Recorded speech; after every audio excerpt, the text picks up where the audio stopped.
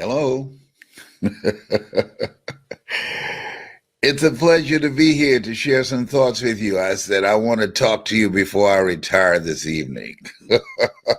And I feel that it would be of value to somebody that can hear this and that wants to hear it and that's ready to create some momentum in their lives, wherever their lives might be. I was thinking about and reflecting on my background a lot. When you turn 76, you start thinking about stuff. Hello, how are you? How are you? And I want to talk about who we have to be in order to do what we need to do and taking charge of our lives. And I've been reviewing and looking at the young Les Brown from this perspective, some things that I learned that stayed with me. I talked to one of my sons, and he wanted to have a conversation that was going to be long. And I said, well, I appreciate this conversation right now, but it's not about stuff that I want to hear. And the thing is that it was not purposeful. And we switched to talk about some other things, which I was fine with. But it made me think about how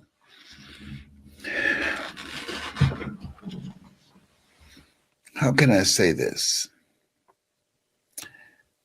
How casual some people are about where we are now. And there, to me, there's a level of commitment that one must have in life when things change, when your life has been interrupted, like our lives have been disrupted around the globe. There's a behavior change that's required, an attitudinal change that's required to make the adjustment for who you have to be and what you have to do. And it just brought me to thinking and rethinking my life. And I believe that there's some of you that can hear me. So I'm going to share with you. I'm going to share with you what I feel, those of you that can hear me. And it's something that I feel that you know this already, but sometimes we have to be reminded of what works.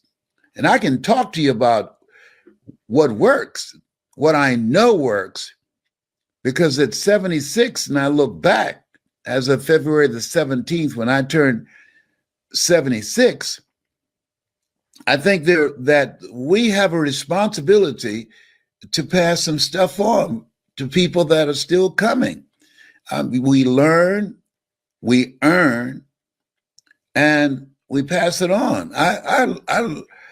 I learned a lot on this path of how to overcome challenges, how to deal with setbacks, how to deal with foreclosure or losing your job or failures and disappointments. I learned a lot and how to deal with that. And I built a career on disruptions because life is full of disruptions. And you learn, you earn. I earned a lot from what I learned. And I'm not a billionaire, but I ain't doing bad. I'm doing what I want to do. A lady asked me today, said, are you going to take off today? I said, take off? I said, I don't work. She said, what do you mean? I see you all over the internet. I said, I understand. I said, I don't work. Work is something that you rather be doing something else rather than doing that. When I'm speaking, when I'm motivating people, when I'm lifting them up, that's all I think about. That's all that I want to do. That's not work.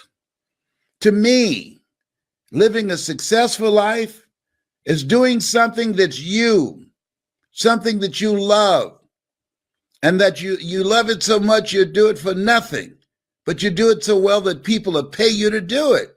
This is not work to me. To inspire you to pursue your greatness, to encourage you to take a chance on you.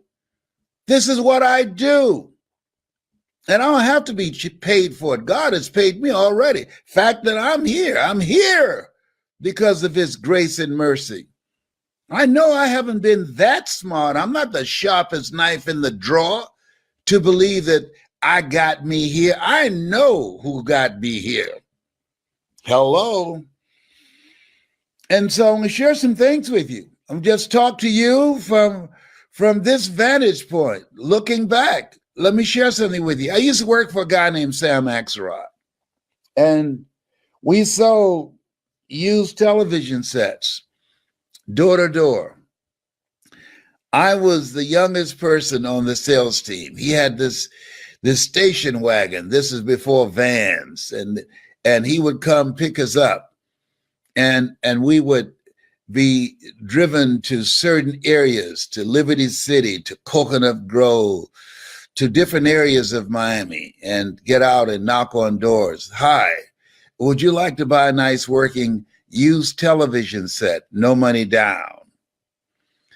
And I remember when Sam came to pick me up, I would be outside standing, waiting on Sam. But the other guys, he had to blow his horn. Now, they knew what time Sam was coming, like I knew. And he had to wait for them to get dressed, or wait for them because they might have gone someplace else and got distracted and forgot what time he was going to come. I was standing outside. My mother was working at the M&M cafeteria, and Mama couldn't work there anymore. So I became the breadwinner for the family. I had a reason for Sam picking me up. I was standing outside ready for Sam. And they were just working to get some extra money to party on the weekend. That was not my agenda. Mama, she took us in.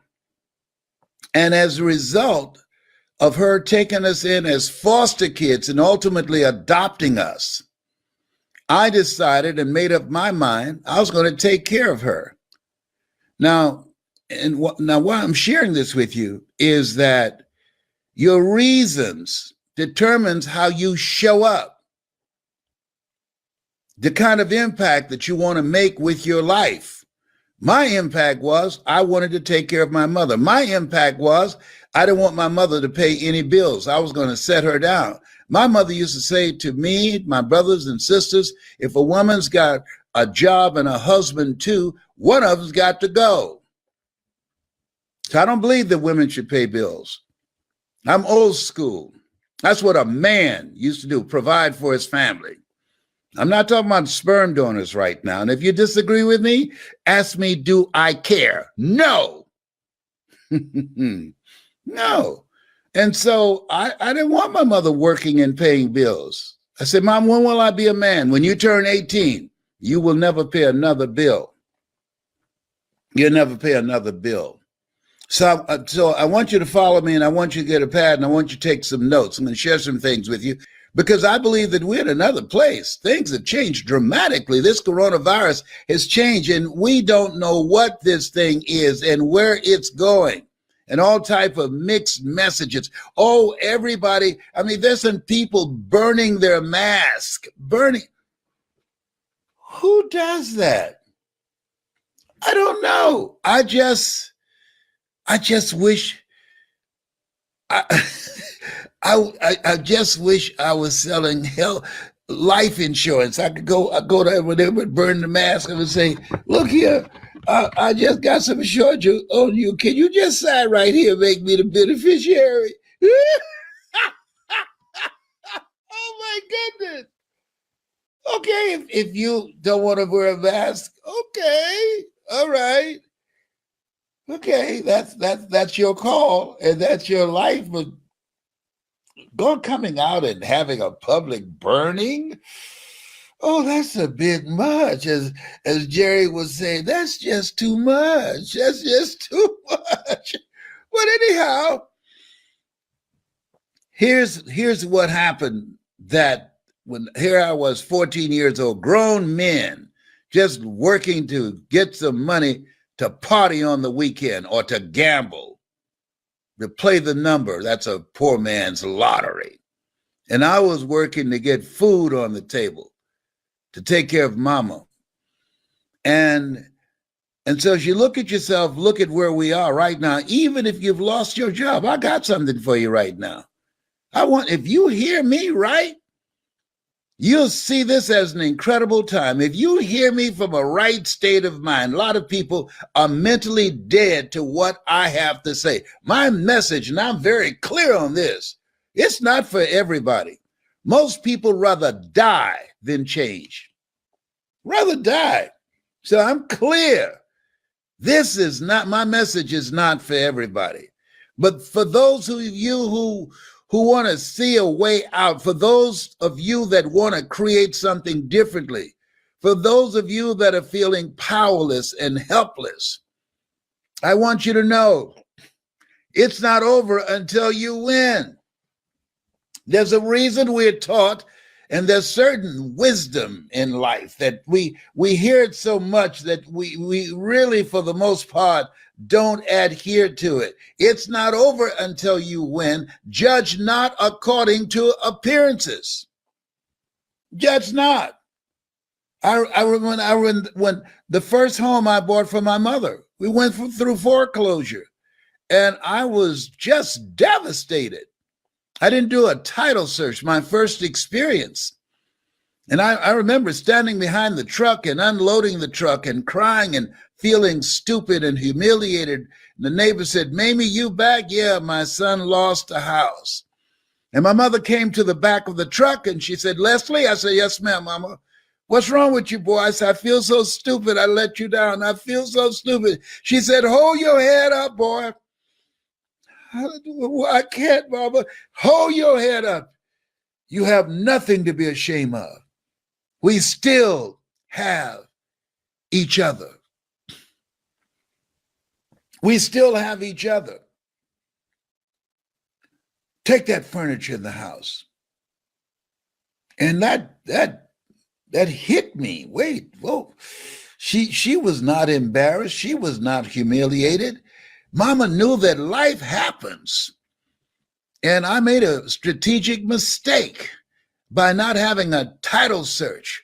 And I started taking the furniture in the house with a determination that I was going to get another house. And I did. And when we came in, the roaches were playing bid whist and bridge with the rats. Say, "Oh, Mamie's back. We'll have sweet potato pie."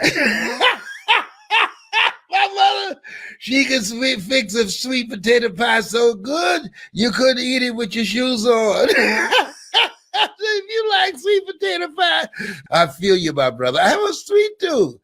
And I worked. I focused. And I want you to write this down. I took time to think, to look at myself. It's okay, this has happened. Now, what are you going to do? How long are you going to stay here being angry about that? How long are you going to stay here beating yourself up about that? This has happened. Now what? So what? This has happened. You got ripped off. Keep it moving. And I'm saying to you, keep it moving. Do what you got to do. Keep it moving. Willie Jolly is right. A setback is a setup for a comeback. And I kept focused on how to turn my disadvantage into an advantage. Then I started speaking. And guess what I did? I started speaking. I told the story of failure. I told the story of being ripped off. I told the story about how much my mother meant to me and what I wanted to do for her. And saying, ladies and gentlemen, things happen in life, that you're going to have some setbacks. You're going to have some failures. You will fail your way to success. And I wasn't successful. Well, how did you do it? Oh, fake it till you make it. I wasn't faking. I knew this. You will fail your way to success. You will fail your way to success. Life happens to everybody. And I had to look at myself and ask myself, are you going to let this get the best of you? One of my classes of Hungry to Speak, one of the speakers said that your past doesn't define you, it refines you. And she was absolutely right. It refined me to become more powerful, to become more determined, to become more focused, to become more driven. And that's where you have to be when you're going through some stuff. You don't have time to give away your power to complaining, giving away your power to having a negative state of mind. No, this is a time that you have to have an optimistic mindset that things are going to get better for me. That's what you got to say. I say that in the morning when I get up. Lord, whatever I face today, together you and I can handle it. Somebody said the other day, oh, I did not know. They called me. I did not know you were dealing with cancer. Oh, I feel so sorry. Baby, no, don't feel sorry for me. You need to feel sorry for the cancer. That's who you need to feel sorry for. I'm kicking the cancer's butt. Cancer in my neighborhood dropped by 95% because of how lethal I am. Let me tell you something. This thing called life, you can't be a wimp. Frederick Douglass had a point. He said, we won't get everything that we fight for, but everything we get, there will be a fight. And right now, America's shown its true character. All the stuff that we see, the divisiveness, the systemic racism, all the ugly, everything, the oppressive tactics and everything to just deny people a sense of having a shot at living the American dream. That, hey, guess what? We got to do what we got to do. Find a way to get around it. What's driving you? Life happens. It's not fair that birds eat worms, and they do. Here's the other thing. Work on yourself. The reason that most people don't achieve their goals and take their greatness and their talents and abilities with them is because they're mentally weak. 85% of people that become involved in sales, after they experience some rejections outside of their family members and friends, they quit. When you're on the trail to pursue your dreams, we've been conditioned to believe that things can happen instantly. You see a program on television for an hour or 2 hours, and they start out with a complicated plot, and then it's resolved within an hour or 2 hours. Life is not like that. Hello? Did anybody tell you? No, transformation takes time. My nephew, oh, uncle, I listened to your motivational messages, and it just doesn't work for me. How long did you listen? Oh, for about 6 weeks on a regular basis. And it doesn't work for you. No. Okay. Do you know I was listening to motivational messages before your behind was born? Before you knew yourself? I used to talk to you in your mother's stomach. Are you serious? You think that we can just strip away the mental conditioning and the things that we've experienced and passed on generation after generation in 6 weeks or more? You got to be committed to work on yourself, to improve yourself, to overpower the negative thoughts that you have about yourself. Studies indicate 85% of our self-talk is negative. Negative. And most people don't realize that. And it's governing their behavior. I like to talk about Margaret Mead. She was in Paris in a restaurant, and she said to this waiter who was there, and I told this the other night. Somebody said, "Would you tell that again? I came in on the tail end." And the waiter said, "You know, there's several Americans here tonight," and she said, "Let me know when you serve them their dessert. I'll tell you how many Americans are here." And so he came back and he told her. She got up, she walked around, she looked, she said 35. He looked at the roster. "How did you know that?" She said, "In Europe, in the UK, when you eat a slice of pie, you eat it from the crust toward the tip. In America, we eat it from the tip toward the crust. How do you eat yours?" Wow. And so there are things that we pick up between 0 and 6. We learn through conversations, observation. Let me share this too. I hate to use this example, but it's a good metaphor. Fleas have the capacity to jump 18 inches high. But if you put fleas in a 10-inch jar, this experiment has been done. And watch, they'll jump up and down, up and down. You listen, they'll hit their heads. Then after a while, they'll be jumping up and down, but they won't hit their heads. Now, when you take the top off, they'll be jumping up and down, up and down, up and down, and they won't jump out. They've been rejected so long and so often, they said, probably, in flea language, "It's no use, it's no hope." And they give up. Here's the tragic part.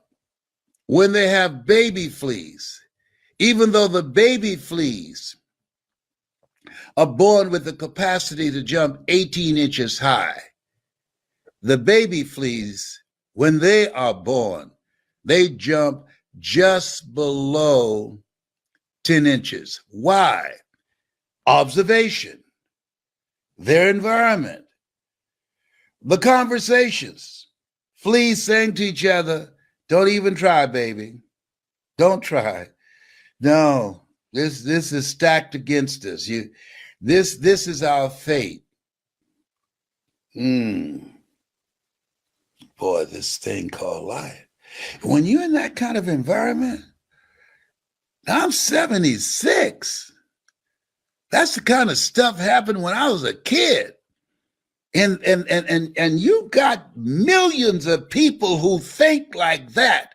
Millions of people who determined to hold you down. Millions of people who determined to prevent you from living your dream or living the fullness of who you are and what God chose you to do with your life. You can't be casual about that. So what do, Les? First, you got to work on yourself. Because the change that has taken place, it's challenging. Where we are now, this is crazy. Our kids are, I feel sorry for these children and what they're going through and what their parents are going through. My great-grandsons, they're struggling with this. It's a whole new culture. People wearing masks. They can't even see or smile. Can't hug nobody. Keeping social distancing. You think that's not affecting those children? Affecting them in a negative way? If we feel, and I deal with positive messages every day. If I feel like the walls are closing on me, and I'm talking to a squirrel named Tyrone, telling me I'm bilingual, and I speak squirrely,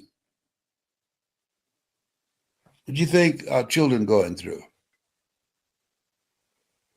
So We got to fill our minds with positive information. This is why I'm talking to you right now.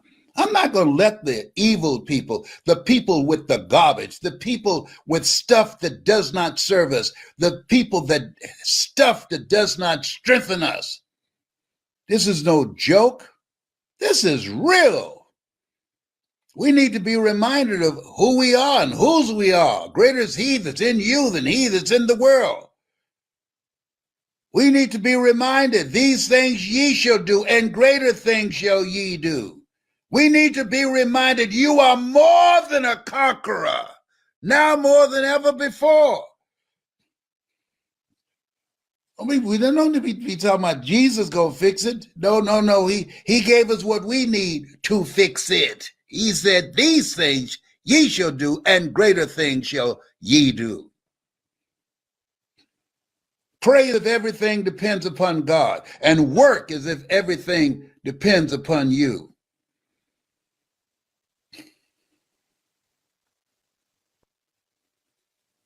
And so, part of the process is working on yourself. I want you to go to Hungry to Speak, hungrytospeak.com. Got a free gift there for you.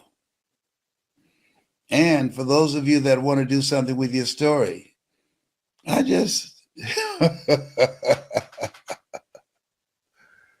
I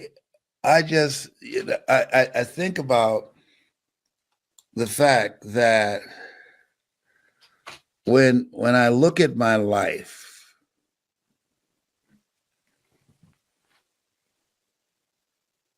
I told the story about my mother. She never had any children. A reporter asked her, how did you know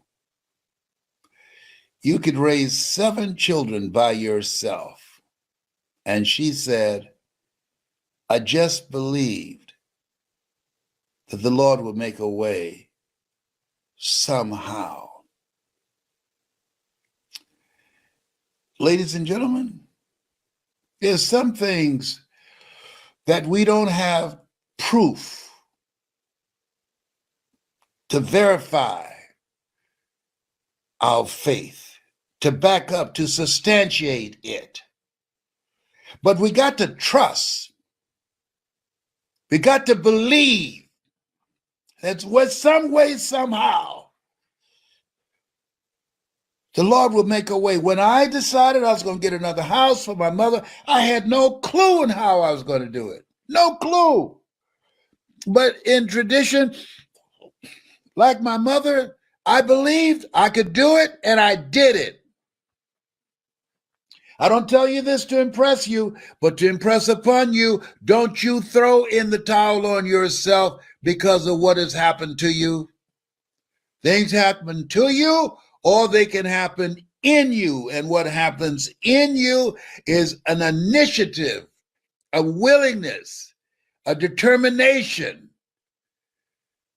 a stirring up of something. I said, no, this ain't going down like this.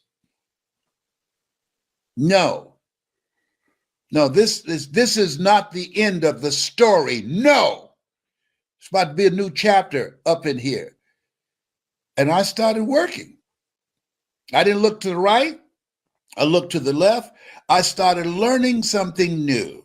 I'd been fired from radio for being controversial, being a community activist. And I started learning how to use my talents in another way. I was very good in radio, very good, good today. But I had to learn how to use my gift. Your gift will make room for you in another way. This is where we are. We are in a new place, a place where you have to throw your net on the other side, where you take the initiative to learn something new, to work on yourself. But here's something else. When Sam came and picked us up to sell these television sets door to door, sometimes areas we would go in and nobody was able to sell a television set. And so the other guys would be at the station wagon with Sam waiting. And he would do a head count. I can hear him. Where's Leslie? And they would say, oh, he's still knocking on doors. And he said, hey, Leslie.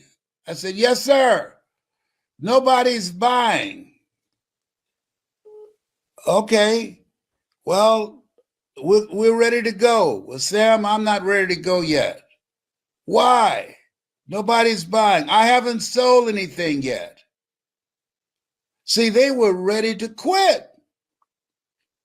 Here's something, whatever you do, give yourself a self-imposed quota. I had a quota. I just told one of my sons, okay, call me when you get through entertaining or having dinner. But ask me, will my head hit a pillow before I do something that I've set out to do? Have a quota of what I want to accomplish each day. And I'm committed to do that. And I'm not going to let the distractions of life get in the way of that. Listen to me, son. Get in the habit. People form habits, and habits create futures. How I got here is that I don't think like other people. How I got here, I set a quota for myself, self-imposed. And I honor that. I say to myself, here's what I'm going to do today. Here's what I'm going to accomplish today. Here's what I'm going to earn today. And I will do that until I get it accomplished. Now, here it will not hit the pillow. You got to become a no matter what person. You got to be determined to make it happen. It's more difficult and challenging now than ever before.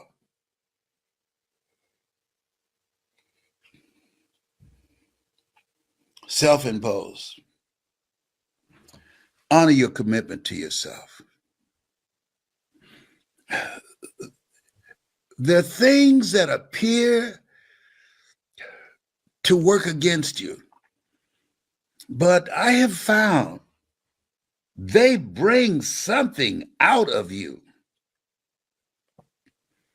if you allow it. I was on this lineup, Get Motivated. They gave Brian Tracy, Zig Ziglar, everybody in the program, and 90 minutes. And the guy who set it up, he gave me 15 minutes. The only way that I got on that stage was because when they did a poll at the end of those motivational events, they asked them, who else would you like to see? The people leaving fill out a form and said, Les Brown. I want you to write this down. Make yourself so good you can't be ignored. I used to call him and ask him to let me come and speak on the stage to give me a shot. And he said, no, the owner of this tour.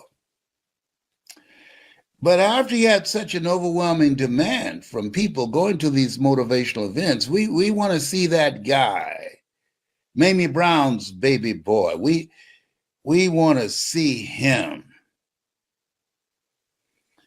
The story that I tell about my mother. Others were giving information. If information could change people, everybody would be skinny, rich, and happy. And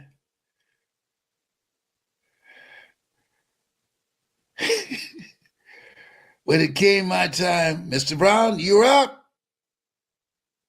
Okay, great. Gave me a microphone. You got 15 minutes. Excuse me? You got 15 minutes. Come on, man. You got to be kidding me. No, you got 15 minutes. Brian Tracy got 90 minutes. Zeke got 90 minutes. You had 90 minutes. You give me 15 minutes? I had called my kids there, my friends that lived in the area to come see me, and they've flown in to see me, and you give me 15 minutes? Oh, that's real good. We're being real generous. Generous, yeah. So I got 5 minutes to create a connection with the audience, 5 minutes to give my speech, and 5 minutes to sell my products. Yeah, that's all you got. 15 minutes.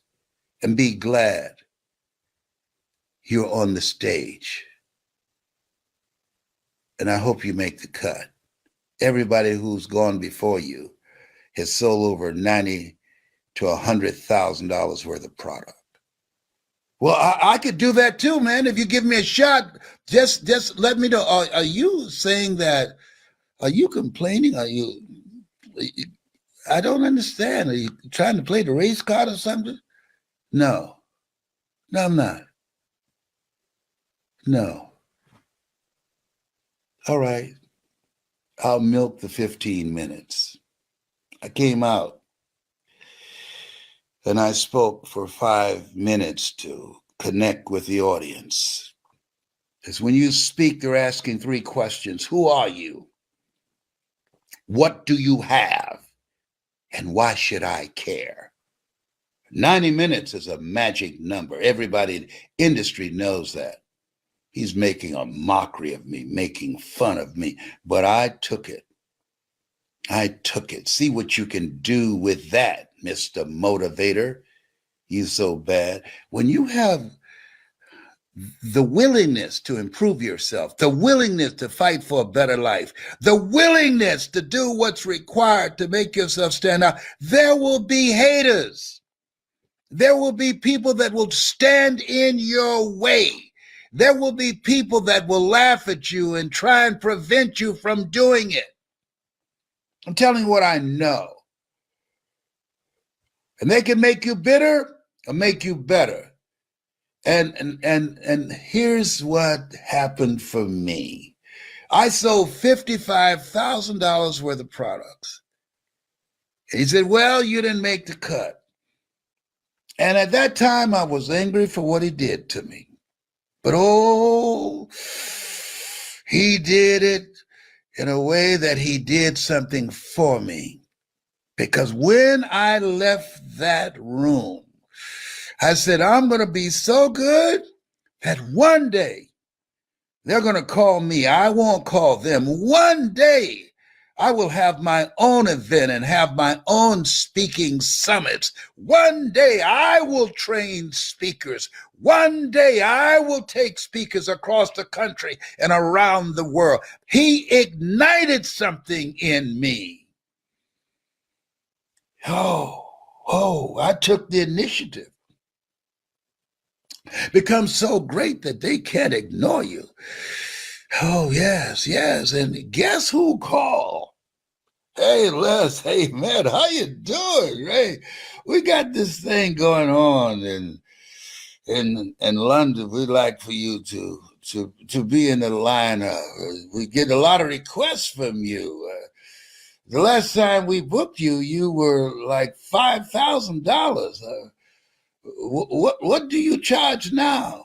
Oh, $125,000. Whoa, is that right? Mm-hmm. Well, can we have a conversation about it? Well, here's the conversation. $125,000, first class round trip ticket for me and 3 of my associates. That's what it is. The phone was quiet. He said, okay, we can't talk about this. We are talking about it now.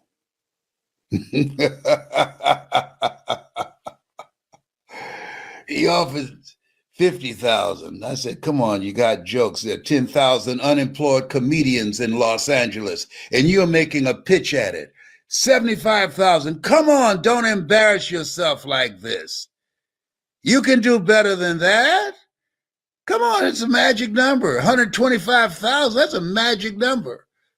Come on, you can do that. Don't grovel. Don't embarrass yourself. Hmm. What a mighty God we serve. Look at God. Listen to me. Listen to me. You got greatness in you. Don't focus what has happened to you. It's a blessing from God, setting you up for the next greatest version of yourself, setting you up for the next chapter in your life. It's a setup for a comeback. You got comeback power. I'm telling you what I know. I feel like biting this microphone right now. You got to be hungry.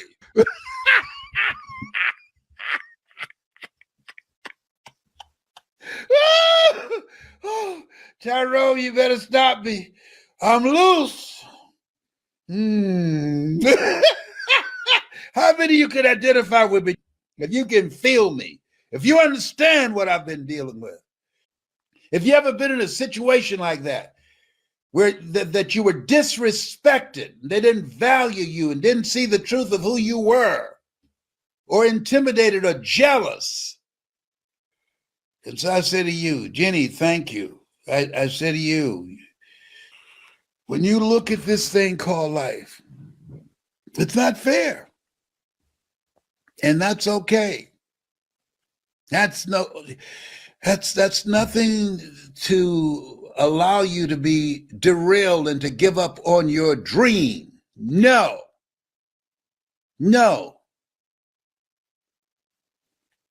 Be true to you. You do, as George Washington Carver would say, do what you can where you are with what you have.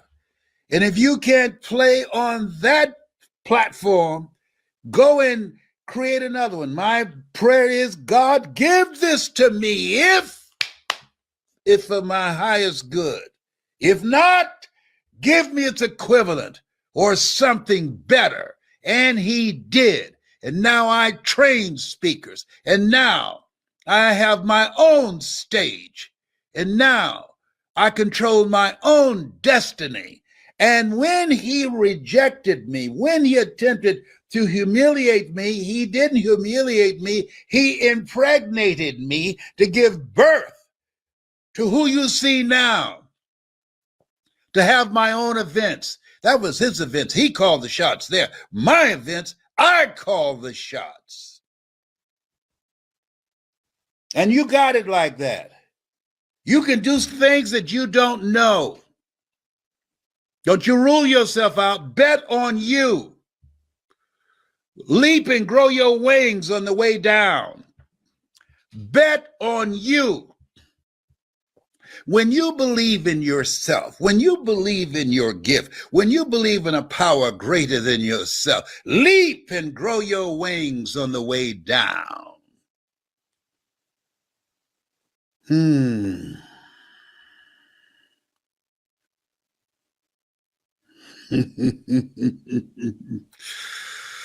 gonna sleep good tonight. I think some of y'all can hear me up in here. Up in here.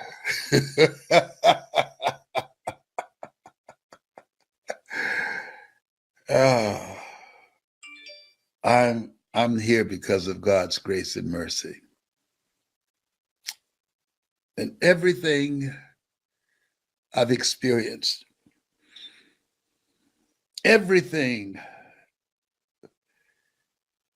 that I've gone through, some things happen to you, some things happen for you.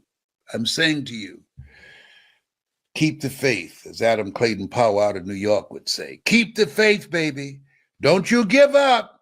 Keep the faith. Don't judge according to appearances. Keep the faith. Keep on coming back. Find a way to win. I've slept in a garbage dump. Hello, at WVKO. They had a big garbage dumpster outside. And when I could not get in, when they did not give me a 2-week advance paycheck, when the disc jockey who brought me there, the program director, and I said, can you loan me some money until I get my paycheck? And he said, me and the bank have an agreement. They won't loan money. And they won't play music and I won't loan money. And he laughed and walked away. And it was sun up until sundown station. I was on in the afternoon, Columbus, Ohio. And when everybody left,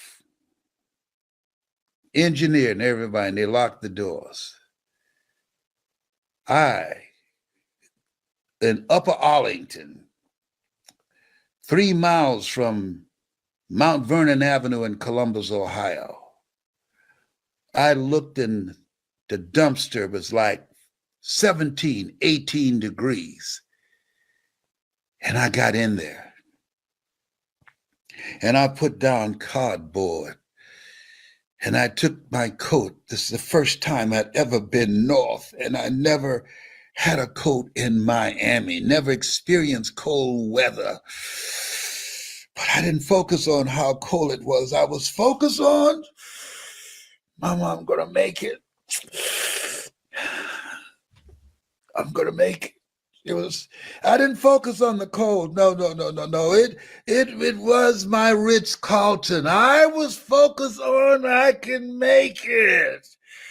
I covered myself with newspaper, whatever I can get. I didn't even smell the stench. I was focused on my dream. And I got up the next morning. And when Nick Bodie, the engineer, opened up the station, I was standing outside. Hey, what you doing here? Had a friend drop me off. And I went in the station and bathed in the sink to clean myself up so I wouldn't smell like garbage. Did that for 2 weeks till I got a paycheck. Shula had a point. Tough times never last, but tough people do. I'm a tough cookie. You can't be a wimp in this thing called life. Oh, you can choose to. But I can say to you, that's a choice. We make decisions and our decisions make us. You can choose to be a wimp. But I know this, that you don't have to, because I know greater is he that's in you than he that's in the world. What's that he? The presence of God. Yes. You're stronger than you give yourself credit for being. Simba, you're more than that which you have become.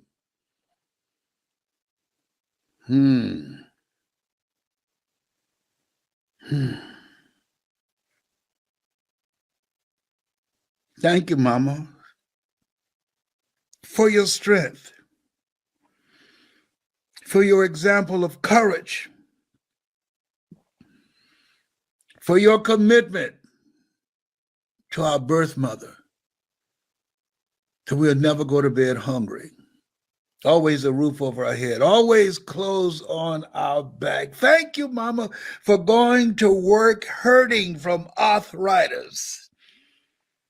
Your example has given me the strength to fight 4th-stage cancer all these years, in 29 years, and kick cancer's butt. Your example has given me to help people like you helped us when you took us in. I had to tell somebody the other day who's adopted, say, oh, I was given away when I was about 3. I said, given away? No. You were chosen with love. Given away. Don't let those words come out of your mouth. You were chosen.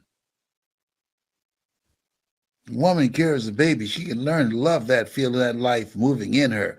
But somebody that didn't carry you behind for 9 months and they say, I want that one. That one right there. you were chosen, and be grateful.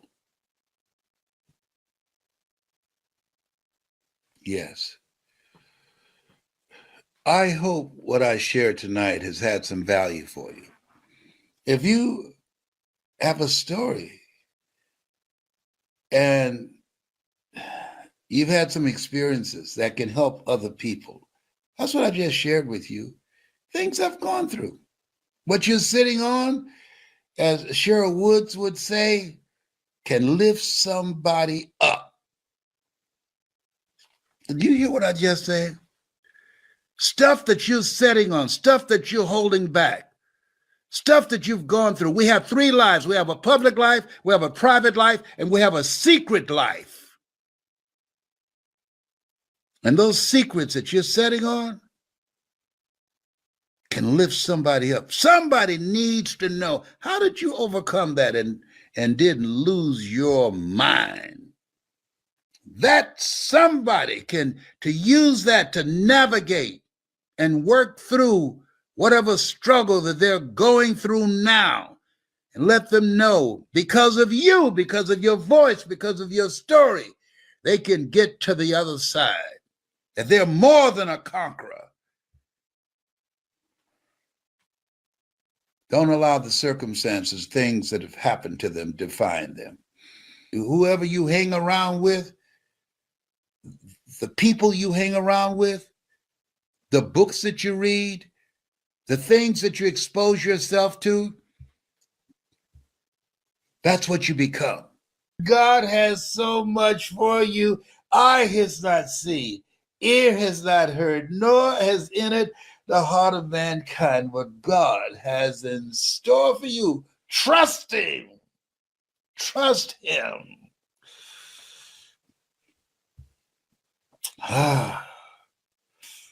Bye for now. I just hope you got some value out of what I just shared with you. Oh, behave. I love you, and there's absolutely nothing you can do about it. Good night.